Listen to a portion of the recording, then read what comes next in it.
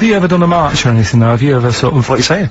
Have you, you know, you're having a go at me for not getting behind it all, right? Which I am, because I've got more standing orders going out of my account for charities than anything, right? But, have you ever got behind a problem? No. I don't think I have, to be fair, no. No, I am quite slack in that respect. It does take a lot of effort though, doesn't it? Well, it depends. What sort? Well, you know, if you're going to do one of those walks from John O'Groats to Land's End or something, that's a lot of time commitment. There's one, I tell you what, there is one that looks alright. On, Portland Place, just off Oxford Street, there's always, just a little Chinese fella sat on the pavement. Right? Oh, I've seen him, yeah. What's that all about? Yeah. He's just sat there with a poster. But you don't know what it's for, because it's in Chinese. Yeah. So he's just always sat there. But that's, for me, that's the sort of march I want, where you just... And he's only there when it's sunny. If it's raining, they don't bother. I tell a lie, I did pop down when all those women walked through London in their bras. Embrace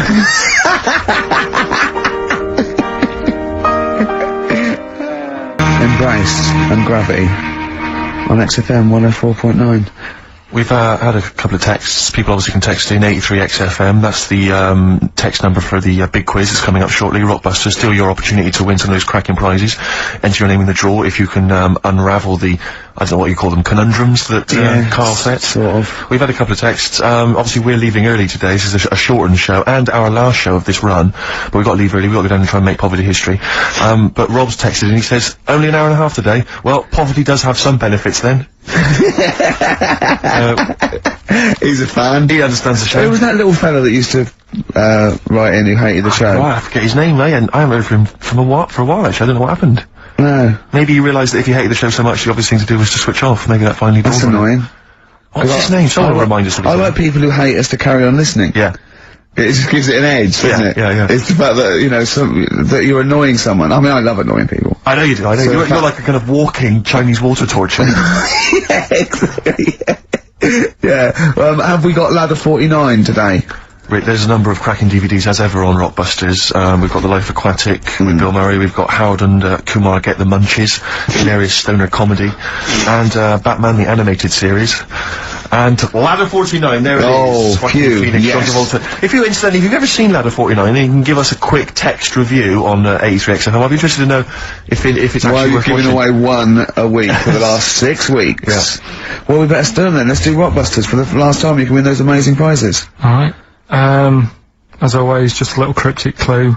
Some initials of a band or an artist. Work it out, email in or text in, that's it, innit? Right, the first one. Richard's kid. Yeah. Cuts hair for a living. Alright? Richard's kid cuts hair for a living. Alright? Initials BD.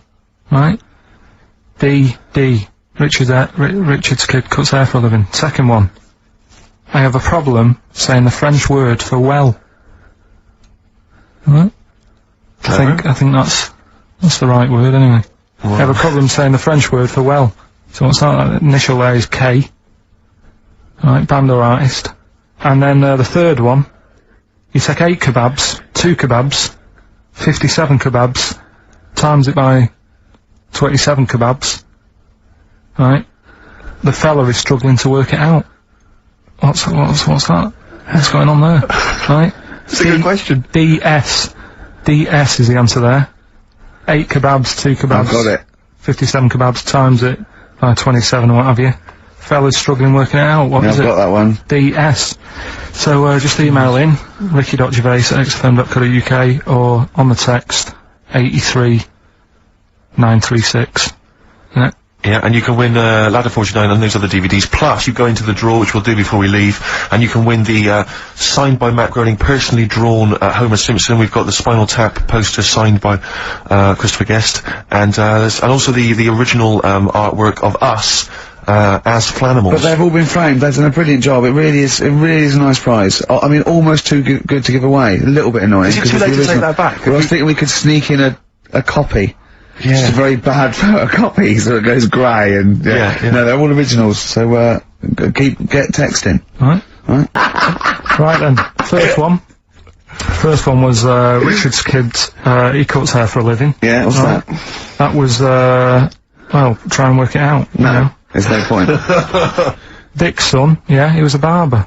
Barbara Dixon, right? Doesn't work. Dixon, well, again... Barbara Dixon. Right, Her name wasn't Barbara Dixon, was it? So, that's that one. Did Ronnie Corbett ever say, ladies and gentlemen, Miss Barbara Dixon? Second No, one. he never did he? He never did. I have a problem saying the French word for well. What's the French word for well? Bon, innit? That's good. What?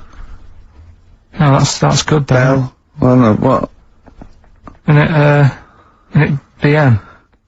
Yeah. Yeah, alright. I have a problem saying it, so I can't say it. I can't say bien. I can't say bien. Can't say Kasabian. Right? So, they might should work that one out. That's one of your worst, that. Can't say bien. Can't say bien. Can't say bien, it's not. No. And the last Doesn't one. work. That's terrible. 8 kebabs, 2 kebabs, plus 57 kebabs, times 27 kebabs. This fella is struggling working it out. What's the answer there? DS. Right? I'd done a sum, right? So he's struggling working it out. So done a sum, right? So he got that right as well, so. What was the answer? Donna Summer. R.E.M., Night Swimming, beautiful song, brilliant band. I've got to introduce them, and I'm actually nervous. Yeah. I never get nervous. You never get nervous, do you? I never get nervous, and I get a little adrenaline rush. It just takes, 80% of the world's population to be watching you, and then you get a little bit jittery. And I didn't know what to wear. No. Now this is interesting actually. I don't, no.